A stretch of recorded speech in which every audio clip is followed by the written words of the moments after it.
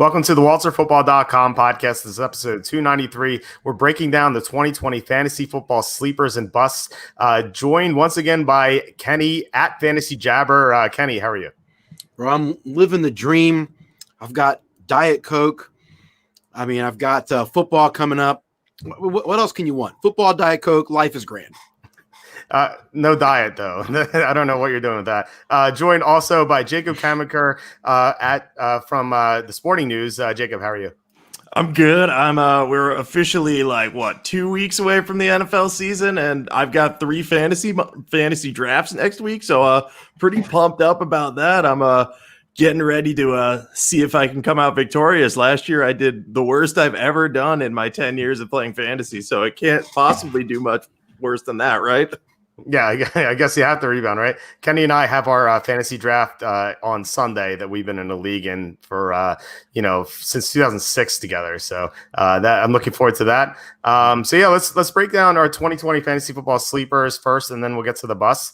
Well, first of all, please hit subscribe if you're watching on YouTube, or share this link with people. It would help us out a lot, or hit the like button. So you guys know the drill. All right, let's get to some honorable mentions. I know Kenny has 5,000 honorable mentions he wants to discuss. Jacob also has some honorable mentions. I have a few. Kenny, who are your honorable mentions? Okay, I didn't hear. Are we doing bust first or sleepers? I'm not paying attention. My Diet Coke got me thinking weird. Yeah, if it was regular Coke, it'd be fine. We're doing sleepers first. Okay, sleepers first. So, by the way, can I just brag for a moment? My sleepers were pretty good last year. I think I did pretty good, and my bust list was really good last year too. So, I'll just quick brag. My sleepers last year were Terry McLaurin, Justin Jackson, and Dion Lewis. You lose some. Dante Pettis. Let's pretend like that one didn't exist. Darren Waller was one of my sleepers. DJ Chark, Cortland Sutton, and then Nyheim Hines and Sam Darnold. Mono, Luck retired. You can't, whatever. Anyway. Pretty good list, I think, in my opinion. It's outstanding. You drafted McLaurin in our league, and people are like, "Who?" And they laughed at you, and you had the last laugh. That's right. Although I went 6-5-2 in that league. Weird. Anyway, so maybe I didn't that much. Anyway, all right. So honorable mentions on the sleeper list. Darrell Henderson was on my list. The injury news came out. I don't know what that's going to make of him, so not sure what to make of that. I think he's slightly underrated right now. Justin Jackson still on my sleeper list again. We'll make another repeat. That's just because I have limited confidence in the guy ahead of him. You may hear his name later. A couple other one of the Washington running backs has got to be on the list, right?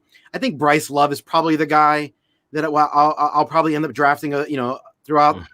Jacob's giving a thumbs up. Maybe we'll hear his name later. A couple other guys that I think honorable mention: Carson Wentz, Matt Stafford, being drafted later than I think they should. TJ Hawkinson, I like. He's 11th to 12th round pick in a lot of drafts. I like him. And OJ Howard is going undrafted in a lot of leagues, or very late. I don't know why people are so convinced. We haven't seen a healthy Gronk in 3 years.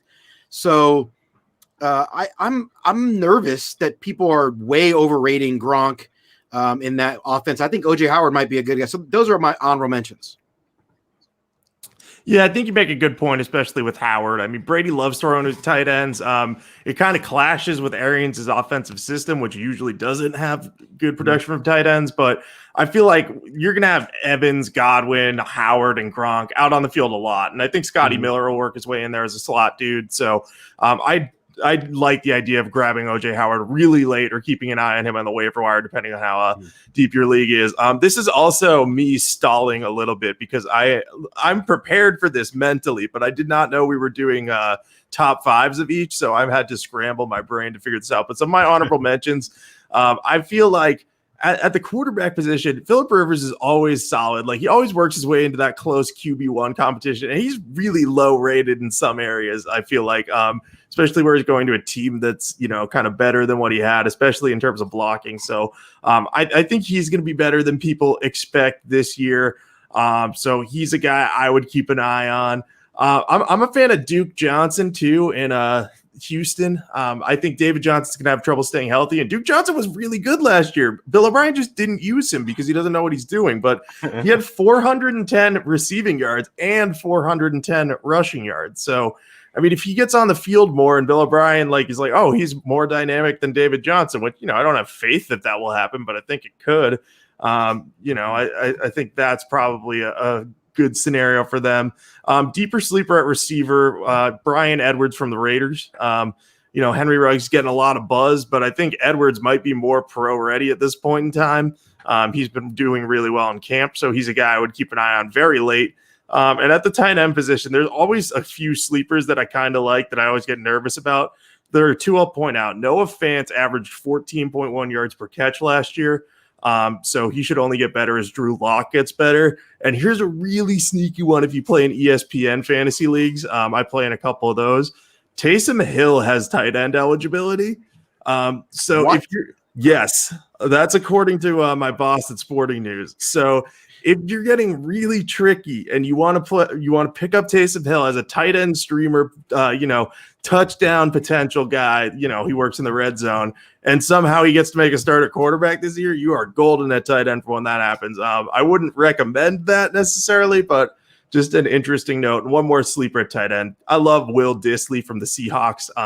If he is healthy, he is a top 10 fantasy tight end. It's just a question of whether or not he come off 2 major injuries. So a lot of honorable mentions at tight end. There's always some guys you can scoop up that you have high hopes for. Rarely do they work out, though. It's a great heads up about Taysom Hill. I had no idea, and we're going to be drafting our league. Kenny is in ESPN, so Jacob just gave us some insight. Like maybe one of us will draft Taysom Hill late. It's so strange. I didn't realize that would even be a thing. That is amazing. If he starts a quarterback and you could put him in tight end, like Jacob said, like that could win you a league basically. Yeah. All right. A couple of sleepers I just added today to my sleepers list. Brandon Ayuk, receiver for the 49ers, is looking good in training camp. Deebo Samuel hurt. He's going to get he's going to get more targets. John Hightower, receiver for the Eagles. So Deshaun Jackson's always hurt. Alshon Jeffrey's hurt. Jalen Reagor is raw. John Hightower has been one of the best receivers in Eagles training camp. So it's worth a shot with your final pick if you want to go there. A couple sleeper tight ends. Blake Jarwin from the Cowboys. He's going in the 13th round. I always like Jarwin. It was just Jason Witten was in his path, but that's not the case anymore.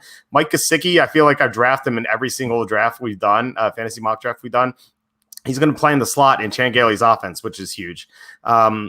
I also like Steven Sims Jr. He's going undrafted. He's going to be playing in the slot for the Redskins. Alan Lazard, who's looking good in training camp. And then I want to piggyback on what Kenny said with Bryce Love. I think Bryce Love has the potential to make some stars. Remember, he was a first-round prospect, NFL draft prospect. He got injured, but now he might be healthy. And Adrian Peterson's 35. So I think there's a chance that Bryce Love will make some stars this year.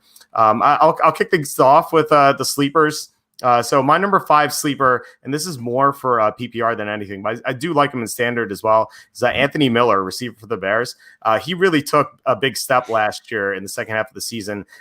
You look at his stats; they really increased, and it was based on what his receivers coach said. It was just a better preparation for games, and he kind of like learned how to be in the NFL. He's a young receiver, so he improved that way. And his receivers coach said he continued that work ethic into this year. I also like the fact that Nick Foles is probably going to start for the Bears. Mitchell Trubisky is, he's obviously going to scramble more than Nick Foles. So every time Trubisky scrambles, that's a potential target taken away from Miller. Foles is going to pass more, and Foles likes targeting slot receivers more. So I think Miller could have a nice season, especially in PPR leagues. His average draft position is 12-10. So I think he's a nice bargain there. Nice. I like Anthony Miller too. He's not on my list, but definitely like him. And and the GOAT is throwing to him, so that'll be great. That's right. You need at least one Nick Foles promotional comment per podcast. That's the quota. All right. So hey, so I've got my top list. I actually got really fast. I forgot. I got 3 more honorable mentions. I forgot them on my list. Okay, really quick. I got Robbie Anderson. Love him. He's going 12th or 13th round. I think it's great. Deshaun Jackson, if he's healthy, I love him. He's going like 12th to 13th round, a lot of drafts. I like him as like a shot. And then and Eno Benjamin, running back for the Arizona Cardinals. I read some scouting reports on him, so watch some highlights with him from Arizona State. He looks like a really shifty running back. I don't like Chase Edmonds much at all. Rewatching 2019 season, I think he's just a guy. And Drake, I don't know if we can trust Drake to stay healthy and be the guy as well. So if that offense is good, and a lot of us think the Rick Cardinals will be good, I think Eno Benjamin's the guy that you could take a look at. So I forgot I had more honorable mentions. I'm sorry, I just got to get it out there on the record. All right. So here's my number 5 actual sleeper for the year. It's Preston Williams, wide receiver for the Miami Dolphins. I absolutely love this guy. He was the best receiver for 8 games on the Dolphins. Like, and at first you thought maybe it's just garbage time. No, he's he's really good route runner, and he has that thing that just translates well to the NFL. And so Keenan Allen has that kind of guy, has that thing. Amari Cooper has it. There's some guys that just know how to get open, and it doesn't matter what the situation is. If you can get open, you're going to catch some balls in the NFL. He's like a 12th or 13th round pick. He's 6'5". Like, I don't know about the athleticism, but if you can run routes, you're 6'5", you're gonna score some touchdowns in the NFL. And so, he's coming off an ACL, but I love him as a player. If he's healthy, it would not surprise me if this guy finishes as like a wide receiver 3 in most league formats. I absolutely love him. I'm pretty much drafting him at the end of drafts. Pretty much at every league I've been in, I'm drafting Preston Williams. So he's my number 5 sleeper. Yeah, and I agree with you. I love Preston Williams. He just missed the cut for me, along with another triumvirate of receivers in Curtis Samuel, Christian Kirk, and one more name who's escaping me at this moment. But I like a lot of receiver sleepers this year, but I'm actually focusing on other positions with my top 5 because I think there's so much receiver value in fantasy drafts. Coming in at number 5 is Bryce Love for me. I just think Washington just doesn't have an answer at running back. Like, Adrian Peterson is a fine stopgap, and he might end up, starting for most of this year. But I think eventually Ron Rivera and Scott Turner are going to want to see what they have in Antonio Gibson and Bryce Love. And I think Gibson will be on the field first as a receiving back, but he only had 33 carries in total during his college career. Bryce Love back in 2017 had 2,118 rushing yards and finished second in the Heisman voting. If he doesn't get banged up as a senior or just declares for the draft, like Walt mentioned earlier, he probably goes in the first round. He's had plenty of time to get healthy. Washington did the right thing, letting him sit out his rookie year. He's had like a year and a half to recover from that injury. He should be 100%. He's looked good at training camp by all accounts. And, if Peterson gets banged up or is slow out of the gate, or if they just want to give him fewer carries, Love's probably going to be more of the between the tackles guy. So I like him. He's going like around the 13th to 15th rounds. So you can just grab him late as a potential, handcuff, or this guy might pan out. So I would get my hands on him in as many formats as I can. I missed out on him in a best ball draft, and I was kicking myself for that. But I did land Preston Williams in that one. So nice. Loading up on some of our favorite sleepers there. Yeah, I hope Bryce Love recovers. It was a sad story that his draft stock just plummeted because of that injury. So hopefully he's okay, and I'd love to see him have a good year.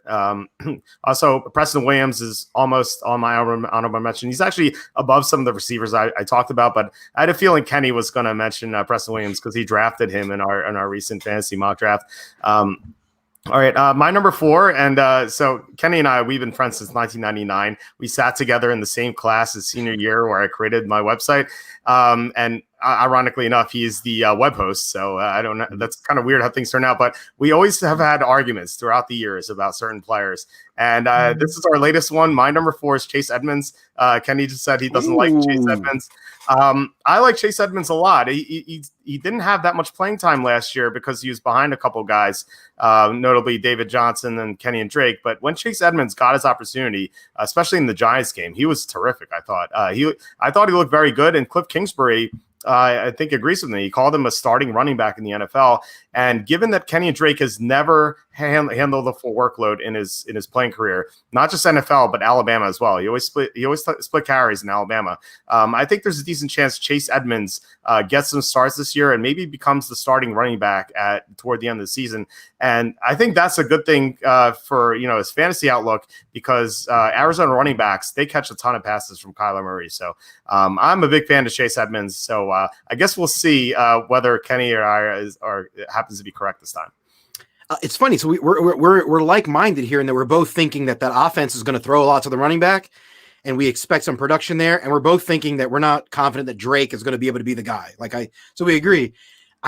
I don't know about Eno Benjamin. I don't know that he's a great player, but I watched Chase Edmonds, and I think he doesn't have the open field quickness and movement that I think makes a great running back. So that makes me be willing to take a shot on the next guy, which may or may not turn out. So I watched Chase Edmonds. I'm not as impressed, but I think we agree. I would be shocked if Drake ends up being a great fantasy running back.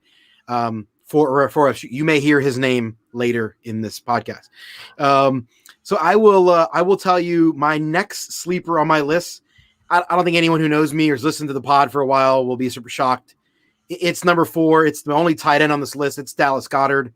I don't understand Dallas Goedert's draft stock at this point. Dallas Goedert was the 10th best tight end in most fantasy formats in 2019, which makes him a starting fantasy tight end. Like in any format, like you can still start him even though he's not the number 1 tight end on his team.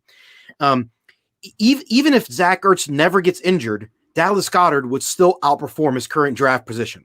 He's currently being drafted in the 12th or 13th round. He's easily going to return value on that spot.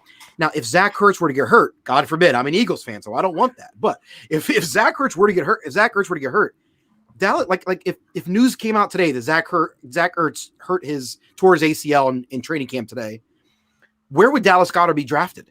Like he would soar up the boards, right?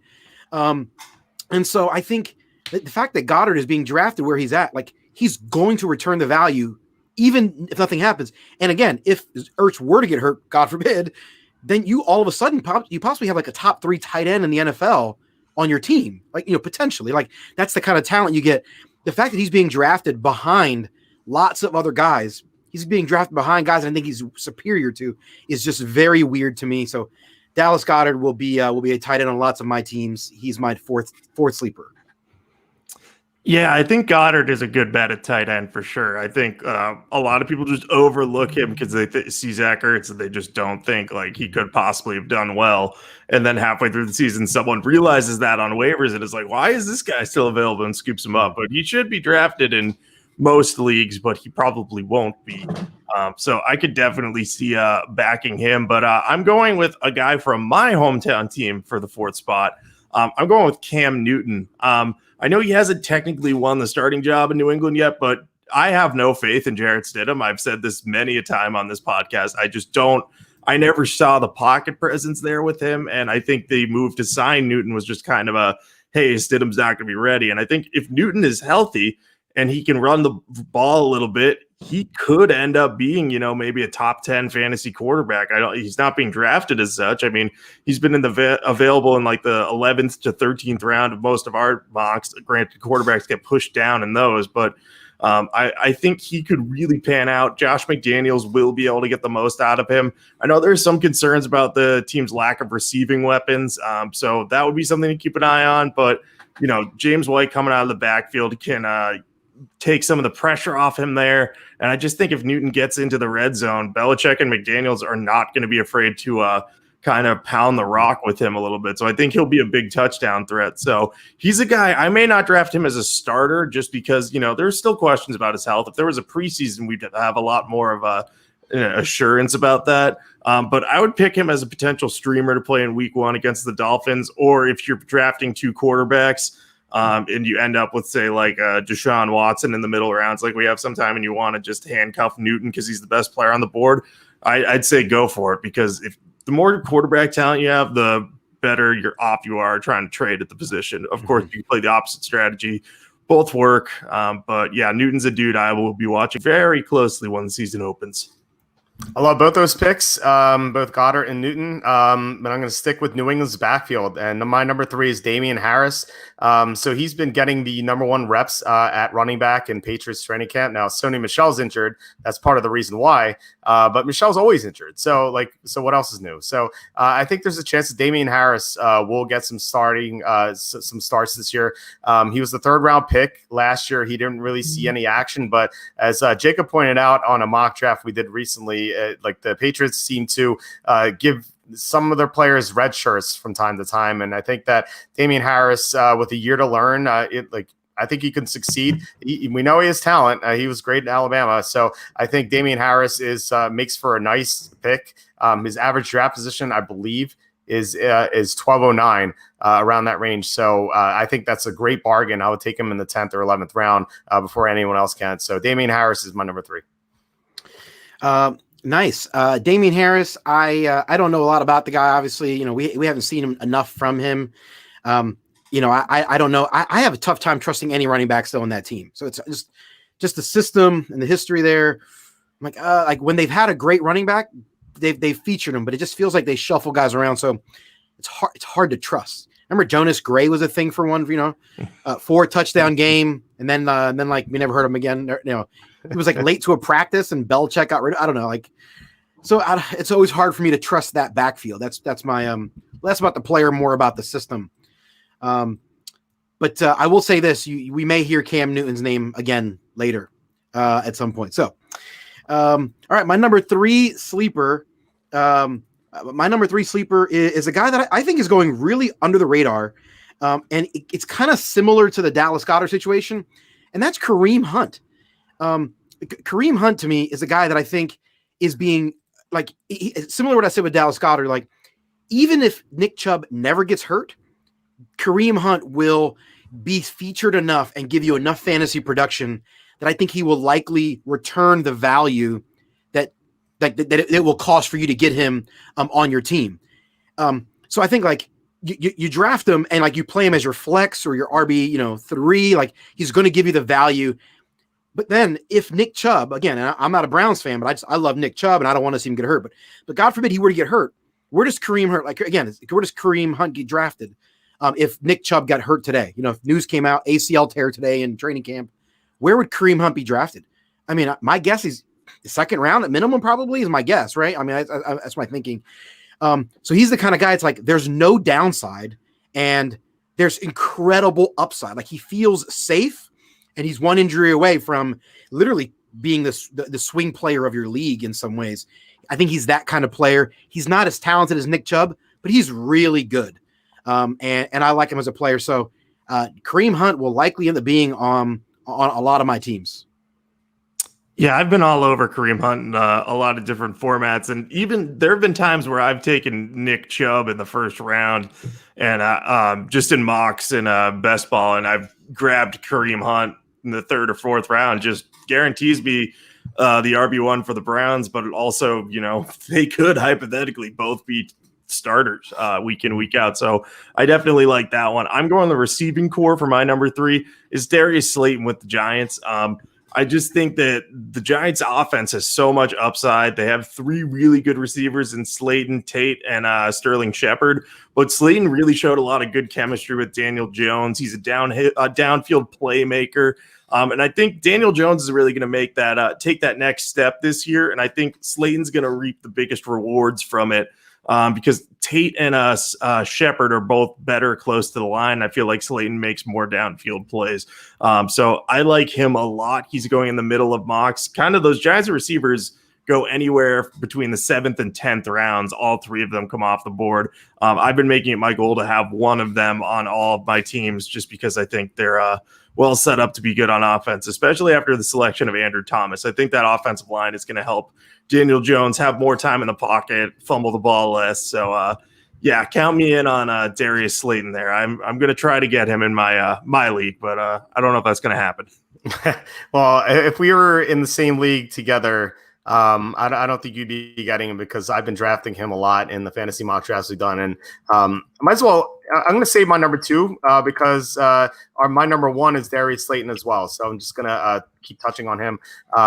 I love Darius Slayton a lot. And, for all the reasons Jacob mentioned, I was rewatching the 2019 season like Kenny was, and I was really impressed with Darius Slayton. Like, as the season progressed, he got better and better. And Daniel Jones and Slayton really showed a great chemistry. I think that'll continue into this season as Jones has more experience, Slayton has more experience. Like, it's so weird that they were both rookies last year, and yet Slayton was so productive. So I think there's a ton of upside there. I was on the Coach Mike fantasy football show yesterday on IBM.TV, and I was talking about Darius Slayton, and got a little pushback from saying like, oh, there are a lot of mouths to feed with the Giants, and that is true. But I think with Golden Tate, he's aging. He's not the same receiver he once was. Sterling Shepard, a little overrated, and he always seems to get injured. Evan Ingram's always injured. And then, of course, you have Saquon Barkley, who's going to get a ton of targets. But after Barkley, I think Slayton is the number 2 guy in that offense. So I'm a big fan. I think Daniel Jones takes a big step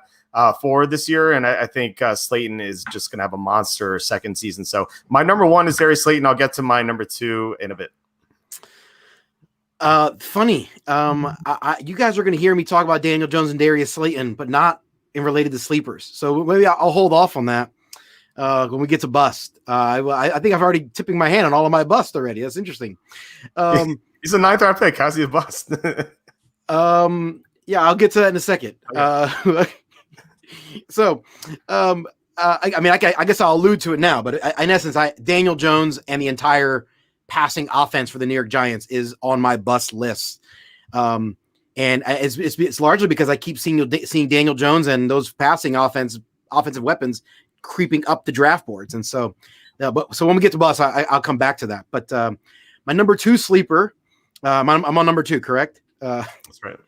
My number 2 sleeper was, and I was really, to me, my number 1 and my number 2 are the guys I really feel confident in. There's a pretty big distance between those 2 guys and everyone behind them. For me, my number 2 is Cam Newton. And so I love Cam Newton this year. On Fantasy Football Calculator, his ADP is 11th round. On Fantasy Alarm, he's undrafted. On Fantasy Pros, he's 14th, 15th round. So it's kind of all over the place. I think he will likely go very late in a lot of drafts because people are, maybe are nervous about the injury. I went back and watched 2018, and he played 8 games that year before he got hurt. And in 2018, Cam Newton was still strong. He was still fast.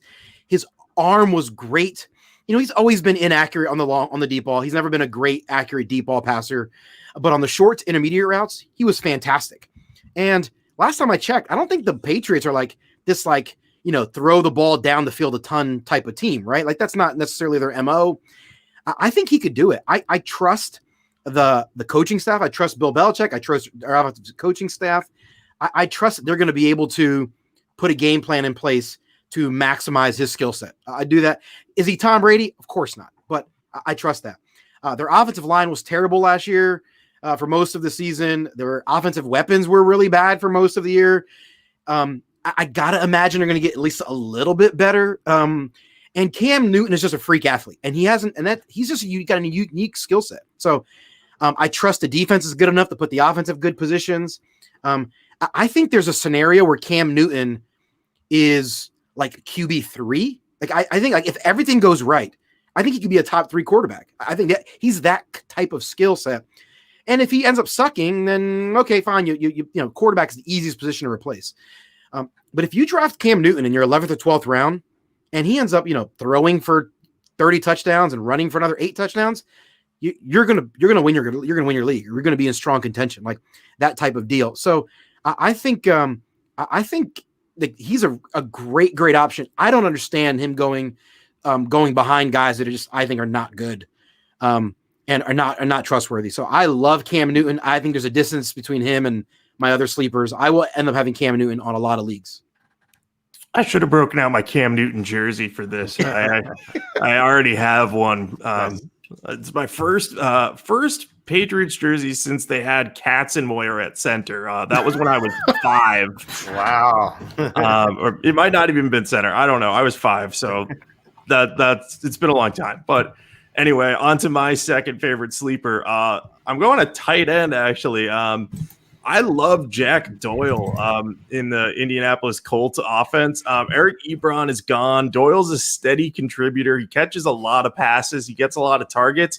But the big reason that I'm really high on him this year is Phillip Rivers loves throwing to his tight ends. Frank Reich loves using 2 tight end sets. And it's going to be a lot of Jack Doyle and Trey Burton out there. But we've seen Trey Burton not be able to be quite consistent since leaving Philly. Now, maybe that changes reunited with Reich, but I think that Doyle's going to be their number 1 option there.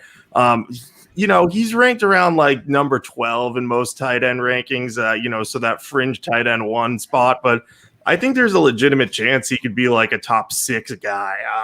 And especially in PPR, he deserves a boost. But there's going to be some touchdowns to go around because I think this offense is going to be good. Some of it will be taken away by rushing, but it would not surprise me to see Jack Doyle have a career year and catch a lot of touchdown passes because we've seen Rivers target Hunter Henry in the red zone a lot. Doyle's probably Indianapolis's version of Hunter Henry, but Doyle's going so late. Like, I think I've gotten him in the 13th or 14th round of a lot of mocks we've done. And people just seem to be sleeping on him. So I'm all over him as a really low budget tight end that could sneak into the top 6 or 8 this year. And if you're in PPR, it's a no-brainer for me. Load up on receivers and running backs early and grab Doyle late, and you should be in okay shape. I love Jack Doyle this year as well. It's a great number 2. My favorite thing about Jack Doyle is when Ian Eagle is announcing the Colts games, and then when Doyle scores a touchdown, he's like, Jack Doyle rules. So I think that's like the best thing. My number 2, since I said my number 1 already, is Deshaun Jackson. Now he's been a part of a stupid controversy this offseason, and I can't say I agree with his beliefs, but I think he's going to be phenomenal this year if he stays healthy. We saw him have a monster first game last year against the Redskins, who, by the way, the Eagles play the Redskins in the opener this year as well. Jackson was terrific. He had one of the best games of his career. Then he got injured, and people kind of forgot about him, and that's why he's going in the 12th round, at least part of the reason. I think there's some fear that he's going to get injured again, and I get that. But in the 12th round, there's really not that much risk, really. I mean, right. If you get 5 great games out of Deshaun Jackson with your 12th round pick, that's a win to me. So I'm definitely taking Deshaun Jackson late in the draft. He and Carson Wentz should have great chemistry together. And with Alshon Jeffrey injured, he's clearly the number 1 until he inevitably goes down with an injury. Hopefully that's later, and well, at least not during your fantasy playoffs. But I think that if you draft Jackson, you're going to do very well. Yeah, I mentioned Jackson as one of my honorable mentions. I love him. If we knew for sure he was going to be healthy, I think he'd be drafted significantly higher. I think you'd see him in the 7th or 8th round minimum. So the fact you can get him, I think I've seen him as low as like the 14th on some sites, but probably more 12th. I think that's a great, and he's always been a boomer bust kind of guy. Like that's the nature of Deshaun Jackson. That's what you're going to get. Obviously, if you're going to have guys like that on your team, you want to pair them with maybe some other guys that are a little more stable. But yeah, I love Deshaun Jackson. All right, my number 1 sleeper, and I'm staking my film watching prowess on this guy right here. I mentioned him last week in our mock draft last Thursday. And this is Deontay Johnson from the Pittsburgh Steelers. And I absolutely love this guy. If you didn't know any better, if there were no names on the back of the jersey, and you were just watching the Pittsburgh Steelers, you would say, if someone said to you, someone said to you, Juju Smith-Schuster's the best player on that team, you would say, oh, is he, he's number 18? You would say, no, he's number 19. You go, oh, number 19 is not that good. Like, if you were honest and watching it, like that's what you would say. Because Juju Smith-Schuster was not good. And I know people say, oh, he was injured or the quarterback play was bad last year, but Deontay Johnson was still very effective in the opportunities he had, even with really bad quarterback play. And if Juju's supposed to be great, I've seen really great receivers still produce with really bad quarterbacks. And so the fact that he was unable to produce with bad quarterback play just makes me go, maybe you're not as good as people think. And so I think you're just being way overdrafted. Deontay Johnson, I think could easily be a wide receiver 3 this year in most league formats. I think he even could sneak into like wide receiver 2 territory. Right now, I have him as my 29th running back. 29th wide receiver. He's basically being drafted in like late 9th, early 10th round in a lot of places. I would easily think he's going to. I easily would draft him in the 7th round if I feel comfortable. I absolutely love him. He'll be my wide receiver 3 or flex in pretty much every league, and I'll draft him in the 7th or 8th round. And I love him. I am very confident that he will. I'm really confident he's going to outproduce Juju in 2020. I think he's that good. You better be right about that, because in again, to reference the best ball draft I did recently, I drafted way too many running backs early and forgot about receiver, and there were so many receivers off the board. So I ended up going with Preston Williams and Deontay Johnson as my 2nd and 3rd wide receivers, along with Cortland Sutton. So it's like the all Kenny wide receiver team there. So that's my squad. Yeah, but if you're right, I might go far. So you're amping me up here with that. So I'm pretty happy about that. My top sleeper, I've talked about this guy a lot. I've drafted him early a lot. It's Alexander Mattison with the Minnesota Vikings. He was so good as a rookie last year. He had only 100 carries, but he had like 460 yards. When Dalvin Cook was off the field, the Minnesota offense didn't miss a beat because of how good Madison was. He just ran between the tackles really well. And he's explosive. He catches pass out of the backfield. He can do a little bit of everything. If Cook goes down, or if, Cook has trouble, we know he hasn't played a 16-game season during his 3-year NFL career yet.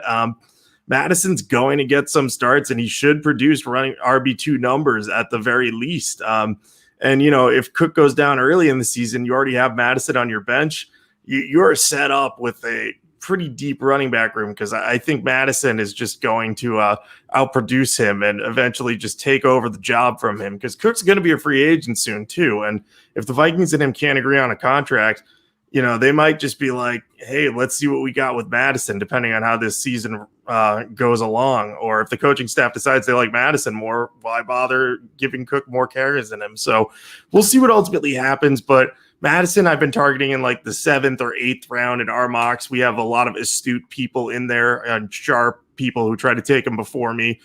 So I think the 8th or 9th round in a normal draft, you can grab him as a top handcuff.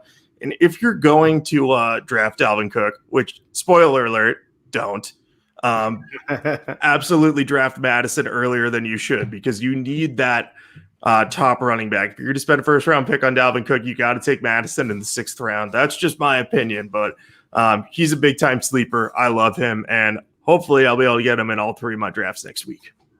Yeah, I love Madison. I love Deontay Johnson, so I'm a big fan of your guys' top selections. So before we move on to Bus, I want to say that we're sponsored by Underdog Fantasy. So you go to your app store and download Underdog Fantasy. It's a best ball fantasy format, so you don't have to worry about injuries or setting lineups or canceled games like we had in NBA today. They have prizes up to $1 million. So you can play in those contests, or you can play in smaller contests, like $5 entry, and just have fun just drafting, and take out the lineup aspect of it, and you don't have to worry about sharks like you see on DraftKings and whatnot. So so I can't play it because it's not legal in PA yet, but it will be soon. I know you guys have had a chance to use Underdog Fantasy. Do you guys want to talk about it? Yeah, I've loved it. I'm in there's $1 million contest I'm in a bunch of contests, 12 team, 10 team. I also like the 3-team contest. Unique. It's totally different kind of strategy. It's fantastic. And best ball is like becoming my favorite format anyway. If you're nervous about, COVID and players missing because of that, best ball is the best format for that. If you're nervous about that kind of stuff. So I highly recommend it. I think it's better than DFS. It's my opinion.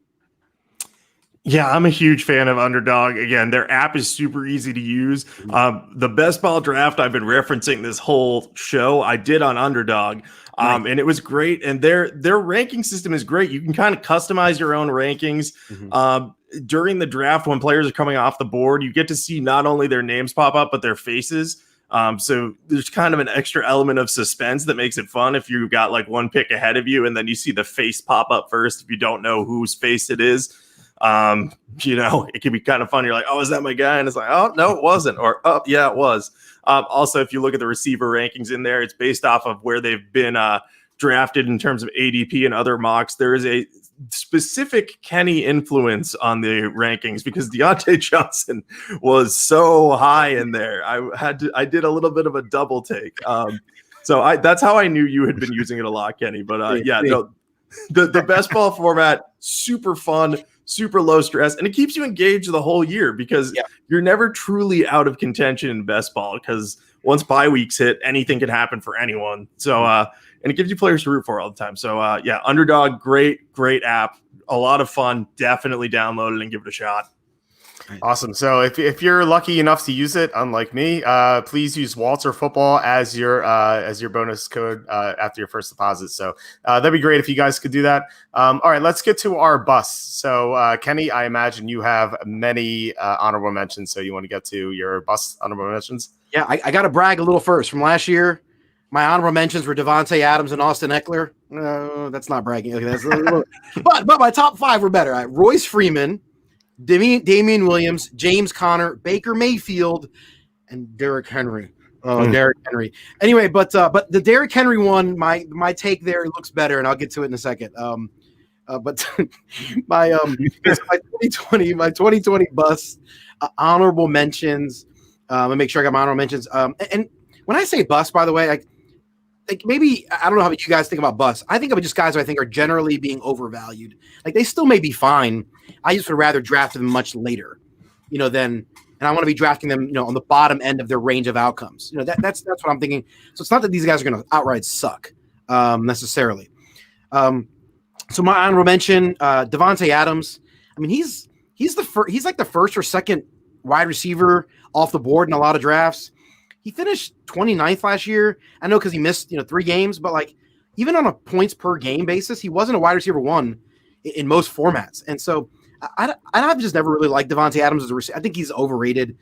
So I don't like him in the second round. If you want to draft him in the third, that's fine. But I don't like him in the second round.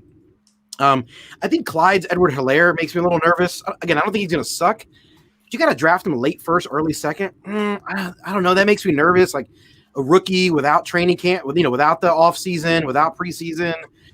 And Matt Waldman, who I really respect over at Rookie Scouting Portfolio, really had him at the 7th best running back in this draft class, which is much lower than anyone else. So it just makes me nervous.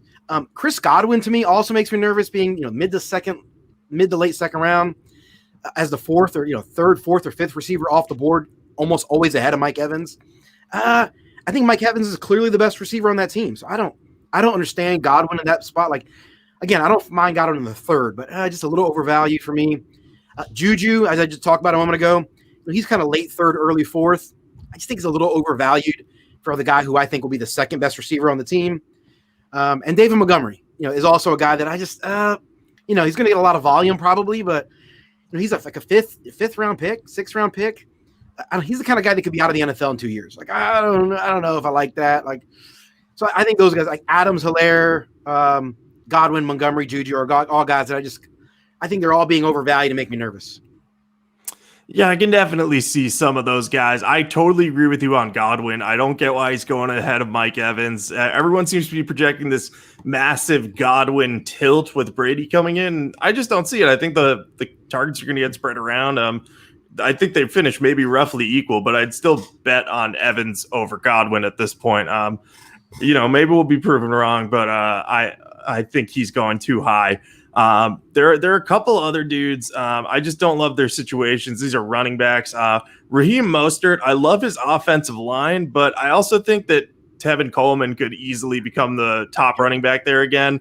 Also, Jerick McKinnon, who I always in my head call Jerk McChicken. I cannot get that out of my head. It's like a disease at this point. He is back. I think he's finally healthy 2 years after signing a pretty big contract. It was bigger than Coleman's too to become the starter there. So if those guys are healthy, Shanahan could run just a rotation there. So I'm a little bit I'm pretty lukewarm on that group. I would also classify the Melvin Gordon. Like, I love Melvin Gordon's skill set, and I think the Broncos situation could turn into like a Nick Chubb, Kareem Hunt type, where both he and Phillip Lindsay are relevant. Yeah. But I also have this sneaking suspicion that Melvin Gordon's going to end up going too high for what he ends up producing. I just think Lindsay's looked better so far at training camp, and it's not like Lindsay was bad. They just got Gordon cheap. So I just worry if it's going to take some time for them to figure out how to use both. And also, I don't love the tackle situation in Denver, so I think that won't help. Again, I would still draft Gordon. I just probably wouldn't take him as early as some other people are taking him. So those are my 3 honorable mentions. I think that's it's a good number to cap at for me. Yeah. So my bus. So to kind of pile on Chris Godwin. He's another one who's going in the second round. Also DeAndre Hopkins. Like I love DeAndre Hopkins. He's a phenomenal player. If you were still with the Texans, I would not consider him a bust. But given how much Kyler Murray scrambles, I think that's a little worrying for Hopkins. Murray runs more than Deshaun Watson, a lot more, and it seems like Kyler Murray is going to spread around the ball. But they start 4 receivers, and plus the running back gets a lot of volume. It's going to be a lot different than it was in Houston. I think Hopkins makes Arizona much better in real life, but not in fantasy. So, and plus you have in the second round, you probably want to target a running back unless like a Tyreek Hill falls to you, or maybe Julio Jones. I wouldn't put Chris Godwin or DeAndre Hopkins with Arizona in that category. There's a running back I want to mention as well, but I have a strong feeling he's going to be talked about. So I'll pass on him for now. Also, I think Matt Ryan is going a little too early overall. Like if you can get him in the 11th round, like I think I did in one of our mock drafts, I'm fine with him there. But his ADP is 712. I think that's way too early. A lot of his production last year came in garbage time. And I think Atlanta's going to be better this year. I actually took out an 80-1 bet on Atlanta to win the Super Bowl. I think that's decent value. And I know that our Super Contest proxy, Andy, loves Atlanta this year. So those are my honorable mentions. So let me get to my number 5. And I wonder if Kenny is going to have him on this list because Kenny habitually does not like this guy as a fantasy player. It's Adam Thielen. His ADP is 305. I think that's way too early. Like you can get Mike Evans in that range like that. So I think that's like Adam Thielen doesn't belong there, especially in standard. Maybe PPR you can maybe argue it a little bit, and I still wouldn't. So Adam Thielen, when this season's off season started, I was hoping that he would be mentioned as someone who would move into the slot. But then the Vikings drafted Justin Jefferson, and Jefferson's going to be in the slot. He's another guy, another maybe honorable mention I could have mentioned as a sleeper. But Adam Thielen's going to be on the outside, and Kirk Cousins likes throwing to the slot more. So I think Thielen's going 2 rounds too early. I'd be fine with him in the 5th round, but definitely not in the 3rd. Adam Thielen's not on my radar as a bust. I don't mind them where he's being drafted. There's just a whole crew of dudes in that area. Like to me, there's just this whole crew of receivers that are being drafted kind of rounds 3 to 6. So many of them are interchangeable. So Adam Thielen, I think I don't think is a terrible spot there. I've actually kind of warmed up a little bit, kind of watching 2019 a little more. I've been down on him a lot the last couple of years. He's actually shown me a little more this past year, particularly once Diggs went down. He really kind of did some things for that team. So my hate for him has softened. I'm getting too soft in my old age, I guess. I don't know. I will just kind of, you mentioned DeAndre Hopkins. I'm not nervous about the whole scrambling thing. To me, I look at it like, well, if Kyler Murray scrambles a lot, maybe that'll just be more first downs, which means more prolonged drives, which means more chances for touchdowns for DeAndre Hopkins. Like I think you can use the same argument in favor of Hopkins. So to me, it's Michael Thomas and Tyreek Hill at the top, and there is a distance between the next guys. And I'm not likely to draft the receiver in the first 2 rounds other than those 2 guys anyway. So we probably end up agreeing generally. But if I end up with if every running back if I'm at the bottom of the 2nd round and every running back I like is gone, I feel I trust Hopkins. I actually have him as my number 3 receiver. I trust Hopkins just fine. And there's a whole bunch of receivers in that crew that I'm like, I don't know if I trust. So you're right. I think Hopkins takes a step backwards from where he was in Houston, but I still wouldn't bother me to take him as my wide receiver 1 early in the draft. If all the running backs I loved are gone at that point, which there will likely be at least one guy I like. So I probably end up not drafting a receiver anyway. So I think functionally we end up agreeing. But I think, so here's my number 5, my number 5 bust. Sorry, I was looking at my notes and I got confused. I confused myself because I can't read my own handwriting sometimes. It's the nature of the. Okay, my number 5 bust is I mentioned it earlier. It's kind of a collection of players. It's Daniel Jones and the New York Giants offense altogether. I think except Saquon Barkley. I have seen lots of people talk about it. You guys have talked about Daniel Jones taking a step forward. I was kind of convinced on it early in the year, and as I've rewatched 2019, I am no longer convinced. There are moments where Daniel Jones looks fantastic, where he makes all the throws. But there are too many times in games, at least 5 or 6 times in a game, where he makes the read that is just clearly the wrong read, where it's like, that was a really bad decision. Ooh, and just terrible decisions. I'm not convinced. His he has creeped up into the 8th round. Darius Slayton is now creeping up into the 8th round. Evan Ingram is creeping like upper 7th, like the beginning of the 7th round. And it just feels like that entire passing game is starting to creep upwards in people's minds. And I would caution people. I think the hype train can easily get there. I could foresee people trying to reach for those guys. Darius Slayton, he's really good. He's got good hands, good long speed, but he's not a good route. He's very sloppy on the route running. And there were at least 2 interceptions or 2 plays that Daniel Jones kind of looked like he threw bad passes. It was Slayton's fault. So it felt like they weren't always on the same page. And so that could certainly change. Daniel Jones could be, he's a rookie. He could make a huge step forward. Lots of rookies do that. But what I've rewatched, I feel my confidence in him and the passing offense of this team is significantly less than it was 2 months ago. So I will probably not own any Giants. Interesting. I can't say I agree with that, but that's the beauty of this. We don't have to agree. We can just see who's right in a few months. My 5th, my number 5 bust is going to be AJ Green. I drafted him in the 6th round last year, so I hold a little bit of resentment for the fact that he didn't play, and it was mostly my fault for not reading into it. But the logic behind it is he's been injured so much the past couple of years. He's older. It's a foot injury. Those injuries tend to linger at this point. I like him better with Joe Burrow, but I also think Joe Burrow is going to take some time to adjust to the NFL level. And I think he might have to spread the ball around a little bit. And he likes throwing in the slot. So I think that's a bigger plus for Tyler Boyd than Green.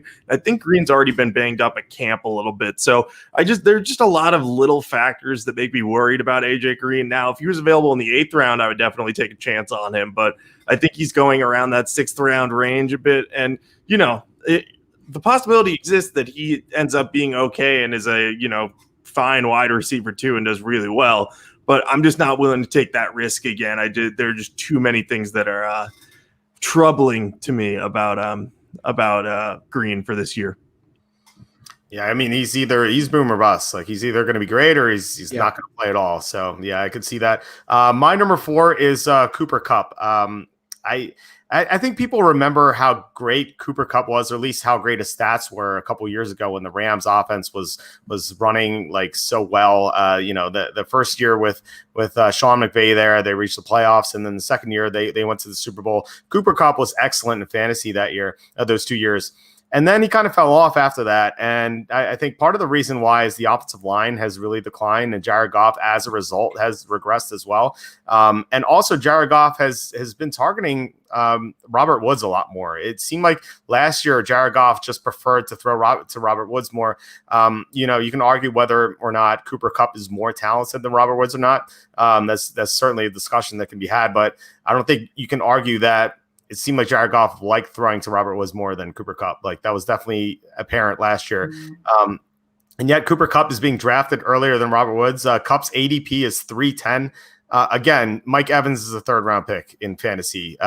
You have DK Metcalf, who is like immensely more upside than Cooper Kupp. Like guys like that are being drafted in the 3rd round. I'd much prefer them to Cooper Kupp. So he is my number 4 bust.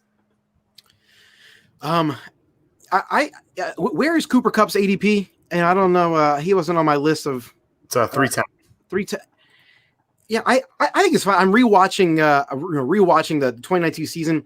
He clearly, when they went to 2 tight end sets, and they basically went to all 2 tight end sets in December.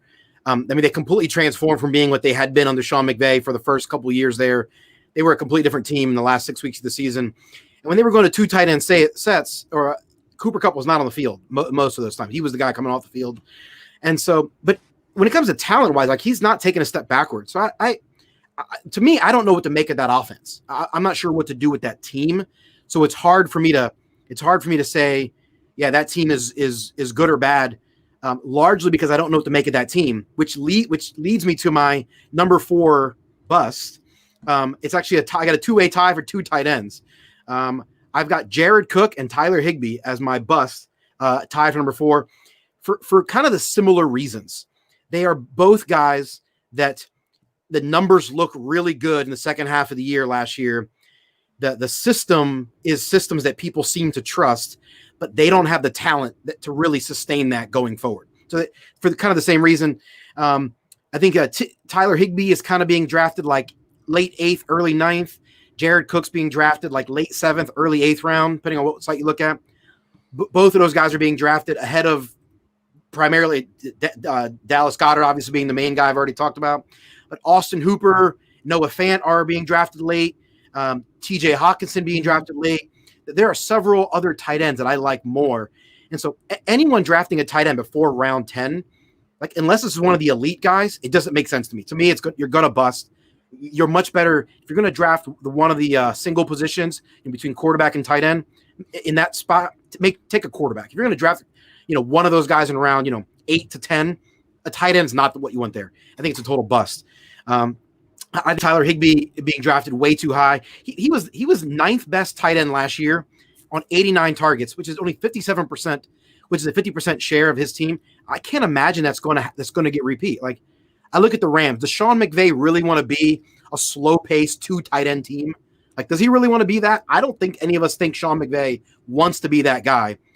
And so not only do I not think he's going to be on the field as much, I'm not even sure Tyler Higbee's the best tight end on that team. I think Gerald Everett might be actually better. I'm not 100% sure, but I'm not even sure Tyler Higbee's that good. So I'm generally out on the Rams offense altogether because I just think they were dysfunctional.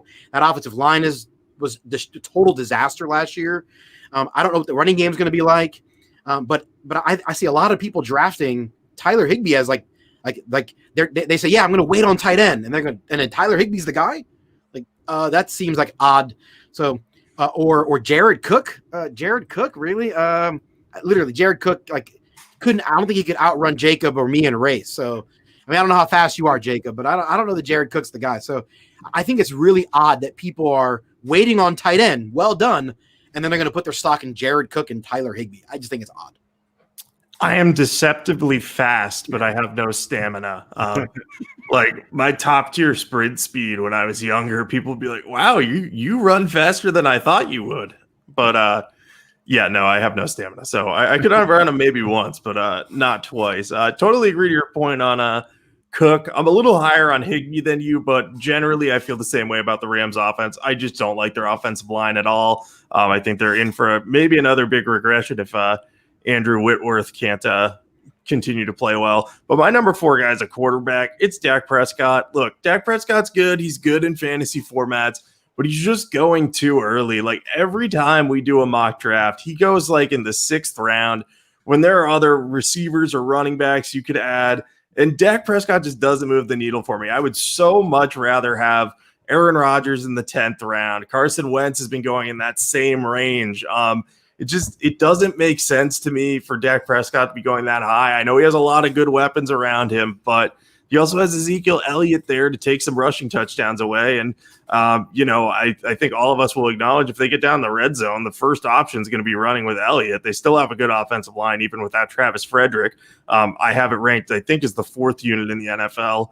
It's the first time they haven't been the number 1 unit in the last 3 years in my rankings, but they're still going to be really good. So I just don't trust Prescott to have enough production over those other guys going below him that it warrants picking him that early. I think that's my qualm with him. If you want him as your fantasy quarterback, that's fine. I just wouldn't select him too early. I think that's a mistake. Yeah, I think selecting any quarterback too early is a big mistake. Unless like Patrick Mahomes falls to you at the end of the 3rd round or something like that, then I would consider it for sure. But we've seen Prescott go way too early, and it's not really a surprise. So after the Cowboys drafted CeeDee Lamb, Steve Smith on NFL Network said this is going to be like the '90s Cowboys, and I definitely can't see that at all. My number 3 bust is James Conner. James Conner's not that good. He was in a great situation a couple years ago. Steelers have a great offensive line with Ben Roethlisberger. The offense was humming, so James Conner was just in a great situation. But Kenny and I talked about it last year, where if something went wrong with James Conner and he was being drafted in the 1st round last year, he was going to be a huge bust, and that's exactly what happened. Earlier this offseason, the Steelers they expressed disappointment in James Conner, and if his own team doesn't like him, why would you draft him on your fantasy team, especially at his ADP at 212? That's way too early. If he was a 5th round pick, I'd be like, okay, fine.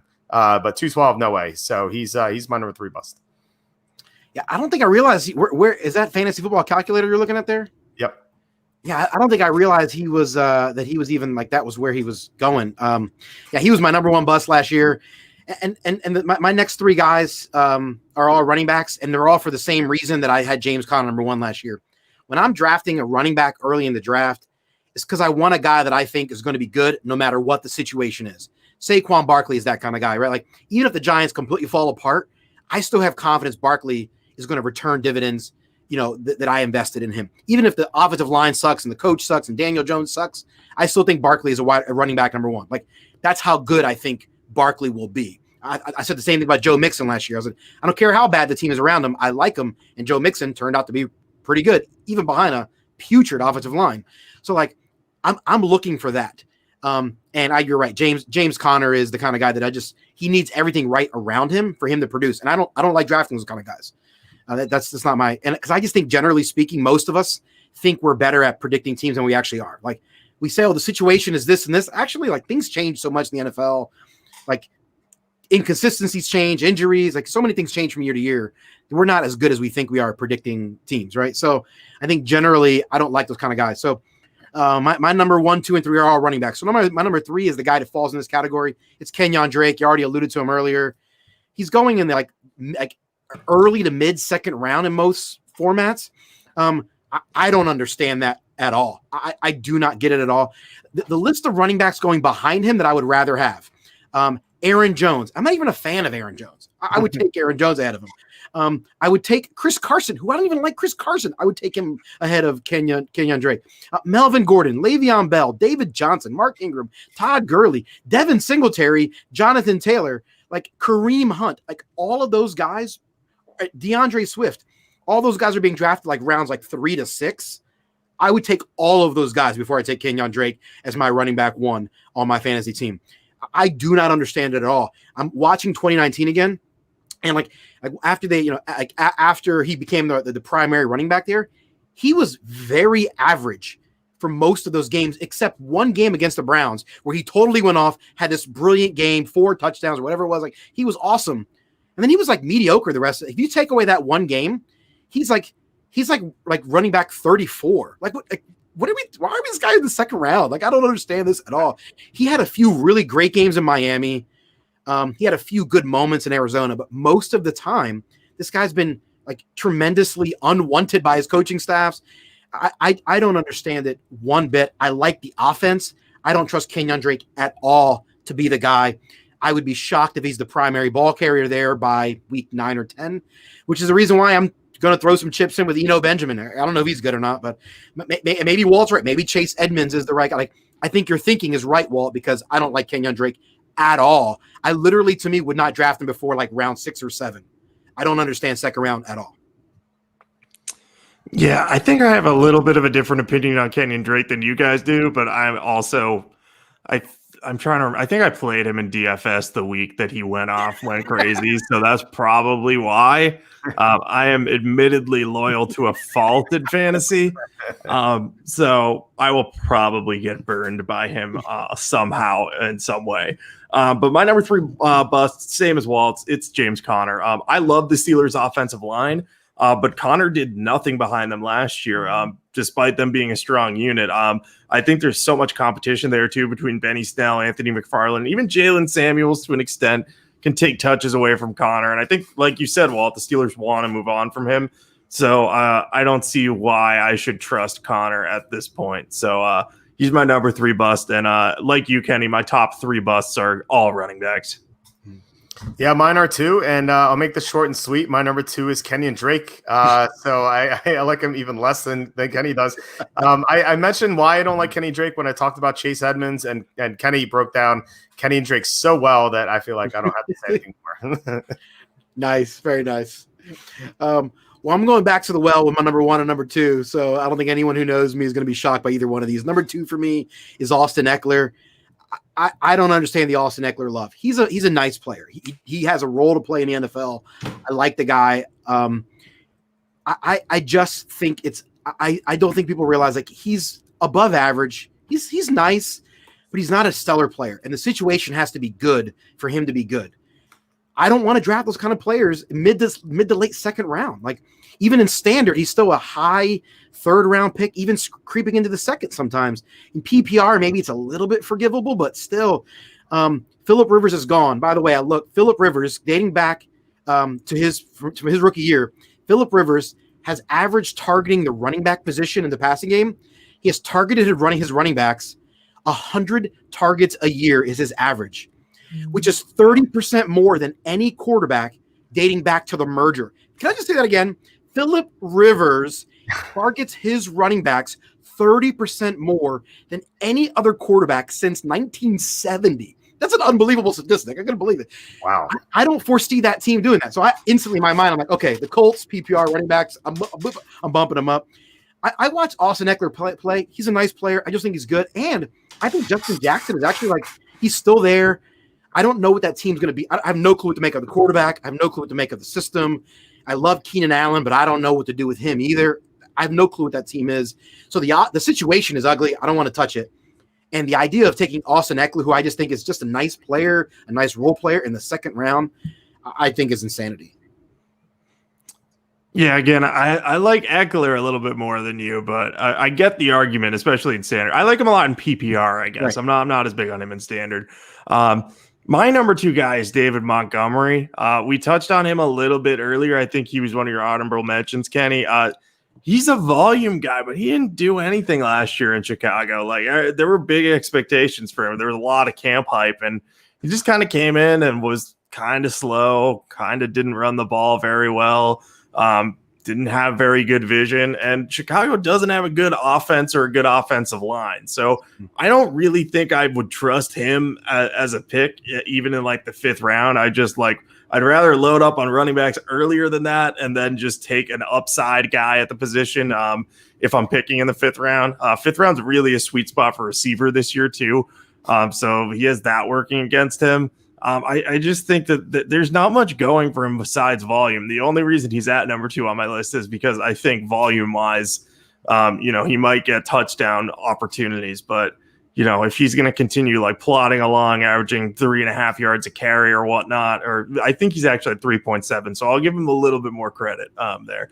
But yeah, I don't want to trust him. I don't want to trust anyone on Chicago's offense really, besides maybe Anthony Miller. And I like Allen Robinson. Okay. But I'm just not a big fan of Montgomery at all this year. Yeah, remember all the hype leading into the first game last year, the Packers and the Bears, and then Montgomery barely touched the ball, and everyone was so angry at the Bears coaching staff. And then we kind of found out why he wasn't touching the ball. I should say he got injured today. He was carted off, non-contact injury, but it sounds like it was only to his groin, luckily. So hopefully he's not out for too long. Seems like it, I don't know, but it's not, it doesn't seem like a season ending injury at all. So that's fortunate. My number 1 bust, and I think Kenny's going to have the same number 1 bust, I think, is Derrick Henry. He was pretty high on our list last year, and he kind of made us look foolish. And Kenny alluded to talking about him later, so I'm looking forward to what Kenny has to say about Derrick Henry. But Derrick Henry is there are 2 reasons why I don't like Henry this year. One is he had 400 touches last year, around 400 touches. If you go back throughout the history, NFL running backs who have led the league in carries have suffered a major decline the following year. There've been only 3 exceptions since 1990, and 2 of them were Emmitt Smith. So, I don't. Derrick Henry has looked good in the playoffs last year, but he's not Emmitt Smith. So I think Derrick Henry is due for some regression for that reason. Number 2 is that the Titans lost Jack Conklin. They're a stud right tackle. Derrick Henry, he really benefited from some great blocking last year. Tennessee had an outstanding offensive line. They were just so good in the trenches on both sides of the ball. That's not going to be the case this year unless Isaiah Wilson, their first-round pick, really emerges. And I kind of like Wilson, but he's only a rookie, and it's hard to imagine that he's going to be as good as Jack Conklin as a rookie. Maybe down the road, but definitely not this year. So, Henry, I think he's gone way too early. His ADP is 105. I'd rather have all the top running backs. I'd rather have Josh Jacobs. I'd rather have Clyde Edwards-Hilaire's upside. I'd rather have Nick Chubb. I'd rather have all these guys. I'd rather have Michael Thomas, really, even though running backs are scarce. Derrick Henry is my top bust, and let's see if Kenny agrees. Ding, ding, ding, ding, 100%.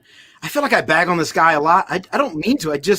I understand why people love him. I get it. But yeah, to me, it's Derrick Henry. Hey, real quick on David Montgomery, Jacob, you mentioned him. I don't understand. The Bears traded Jordan Howard last year, and then they plugged in David Montgomery. I'm like, I think Jordan Howard is better than David Montgomery. I'm not sure that they upgraded the position. They traded Howard for a 6th round pick, and they spent a 3rd round pick in the NFL draft on Montgomery. You downgraded it anyway. It didn't make sense to me. Yeah, I don't like Montgomery much. But yeah, Derrick Henry's my number 1 bust. I don't understand this at all. So in 2018, going into the 2018 season, he was a late 3rd or an early 3rd round pick, like in fantasy drafts. Like that was he was the 15th running back off the board going into the 2018 season. And he was running back 48 until December. Like he was the 15th running back off the board in summer 2018. And until December, he was the 48th best running back. And then he went off in December, right? He had that just like unbelievably epic December. And yet he was on like of all the teams that owned him, he was on the bench for like 70% of all the teams that owned him in the ESPN league. So like, even though he went off, he wasn't on anyone's roster because he had sucked for all season. No one was playing him. So even though he had this great December, it didn't help anybody. Fast forward to a year later, summer of 2019, he was a late 3rd round pick, early 4th round pick. So his ADP was a little less in 2019 than it was 2018. He was RB 26 until December. Like, that's not good for anybody. I don't care. Like that's, you know what? You're drafting a running back in the 3rd round is going to be RB 26. And then again, he has this amazing December. He plays great in the NFL playoffs, and he finishes RB number 2 in most fantasy. And now he's a 1st round pick. Like, it's like he sucks, or they don't utilize him for most of the year. Then he goes off, and I'm expected to think he's worthy of a 1st round fantasy pick. That feels very odd. I'm watching 2019 season, and I made a note to myself in week 9 against the Panthers. They're playing the Panthers. Dion Lewis got more carries and more snaps in the first half of that game, and they lost to the Panthers. It was in week 10 that the Titan coaching staff said, okay, let's feed Henry the rock. They gave him 23 carries, and the rest is history. But why does this guy have an amazing 2018 December, and then the coaching staff comes back the next year and says, for 9 weeks of the season, we're going to force feed the ball to Dion Lewis? Like, maybe they've learned their lesson. But in order for me to draft him in the 1st round, you're telling me that the coaching staff is definitely going to commit to him from week 1? Maybe. You're going to tell me that the offensive line is just as good when they lost probably their best offensive lineman in the offseason? I don't know about that one. And you're telling me that Ryan Tannehill is going to play good enough to keep defenses honest? I don't know that I'm not confident in that either. I'm not confident that they're going to stick with him. I'm not confident the old line is going to be good. I'm not confident. I'm sure as heck not confident that Ryan Tannehill is going to keep the defenses honest. To me, Derrick Henry is worthy of like a late 3rd, early 4th round pick. He could be great again. If all things go well, he could be a 1st round pick, yes. But would anyone be shocked if he's like RB 34 going into December? I wouldn't be. Like, I'm not drafting a guy 5th overall who has the realistic possibility of tanking my team before Thanksgiving. And then he goes off, and I get to watch him be great as my team sucks out of the fantasy playoffs. No, thank you, Mr. Henry. No, thank you.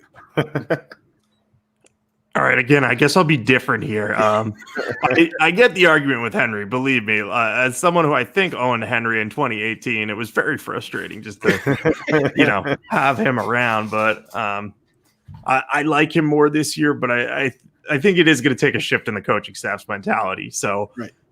If they try to start giving, I don't even know who they're back. Oh, Darrington Evans. If they try to give Darrington Evans like just a lot of carries at the beginning of the year, it's going to be like, I'm out on Henry.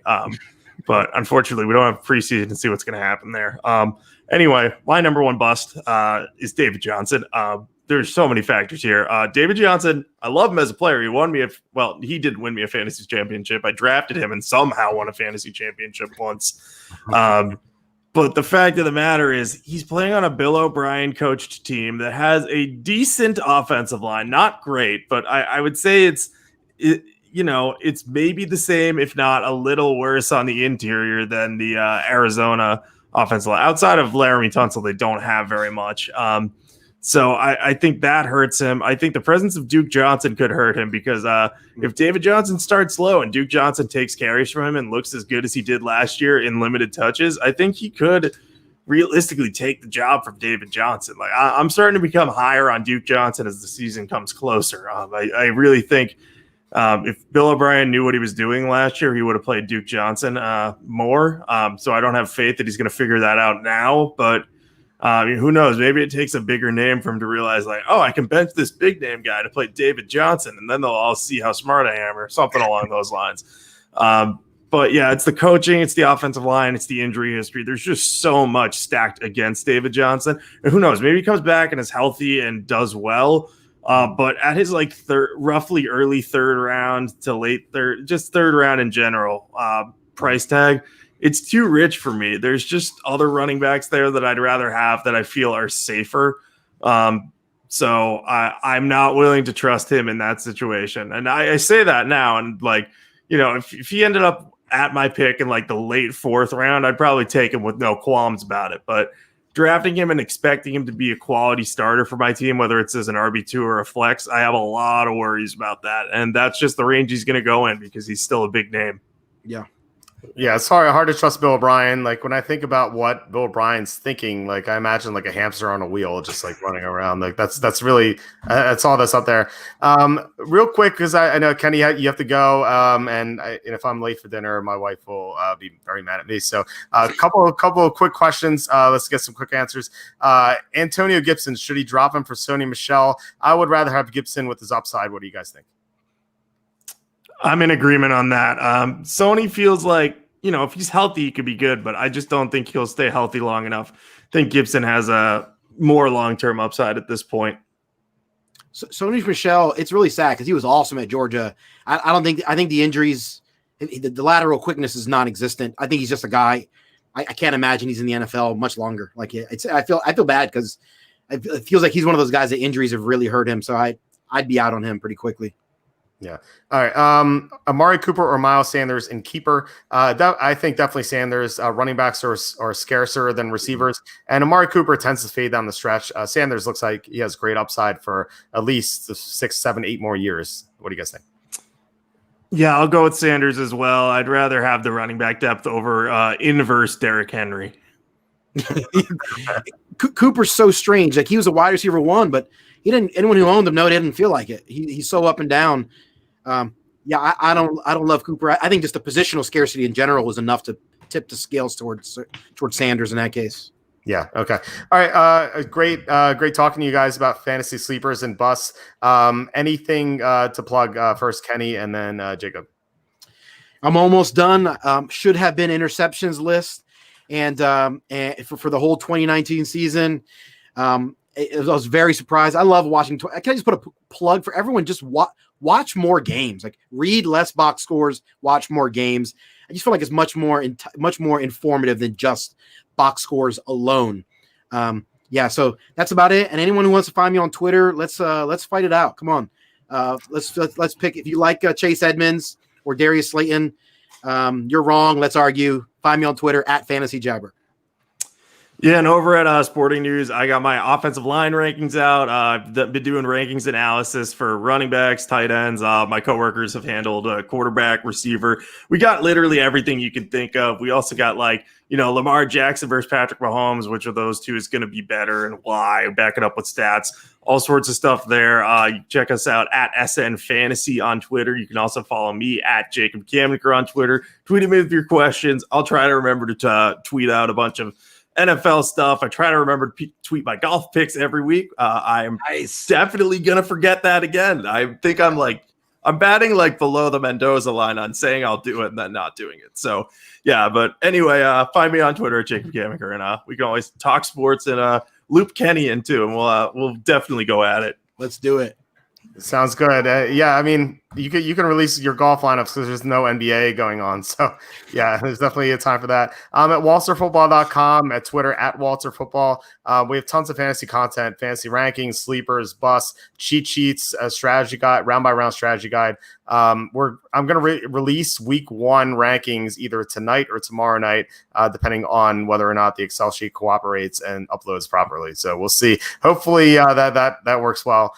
So yeah, check us out there. And once again, please hit subscribe or share this video. It would help us out a lot. Otherwise, I will talk to you guys later. Maybe we'll do a fantasy mock draft later this week or next week. So everyone, make sure you download the Underdog Fantasy app. It's fantastic.